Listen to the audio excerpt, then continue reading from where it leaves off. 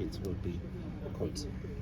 Look, it's reassuring that the minister was able to take time to come and pay the condolences to the Gardee family and also keep them abreast in terms of the investigations going forward regarding the tragic murder of Hillary.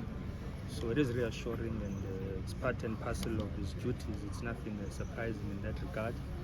And the family appreciates that. We've expressed that we appreciate the presence and the cooperation we've had with the provincial team of the South African Police Services here in Nelspruit.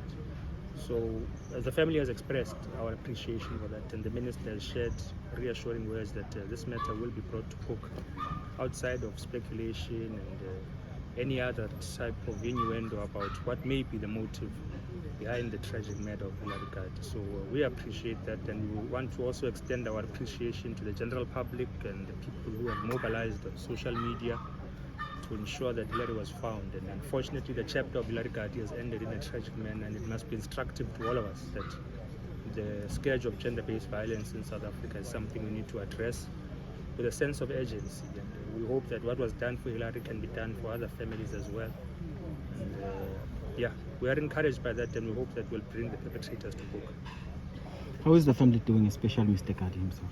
The family is extremely distraught. I mean, ordinarily there would be a family spokesperson who speaks on behalf of the family in terms of that, but they have asked that the EFF handles their communication with the public in general, because the entire family is distraught. So the uncle, Moses Mbata, was initially the communicating individual from the family, but because an uncle is like a father in himself, the tragedy has hit home too much, and there's no opportune time for one to bury or lose their child, and that is the case now.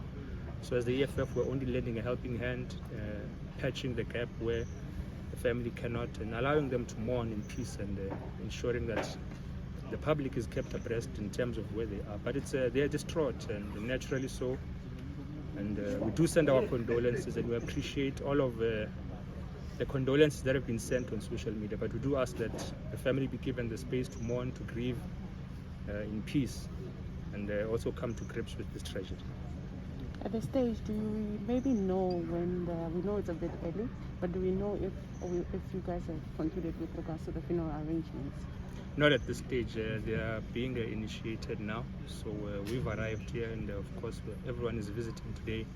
As you can see, many cars behind us to pay their condolences, but the funeral arrangements are proceeding forward. The Commander-in-Chief and President of the EFF will also be here tomorrow at 12 to pay the respects of the EFF on behalf of the organization that Commissar Gardee has served with utmost diligence and commitment. So those proceedings will continue going forward, and the EFF will intervene wherever possible to ensure that the pain and the burden of having to mourn, but also having to organize those logistics is eased and lifted from the shoulders and responsibility of the family.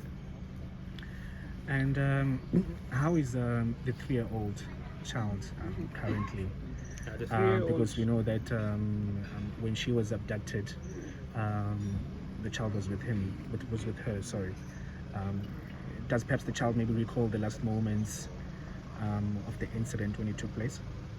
Look, as is normal, one can imagine that a 3-year-old doesn't really have a comprehension of the gravity or the magnitude of a situation of this nature, but we must be able to say that it was the 3-year-old that made us realize that something is amiss in terms of Hillary's disappearance, because they were together, and when she was found wandering the streets of Kwamagugu, she was the one who said, "Mommy is fighting, Mommy is fighting." So she gave us an indication that Hillary was being held against her will somehow, or there was some form of violent interaction with her on her disappearance. So she's here in the household as well. She's being consoled. I'm sure spiritually the child has a feeling that something is wrong in a situation like this, but she can't really comprehend that, and of course we'll attempt to protect her from that trauma as far as possible.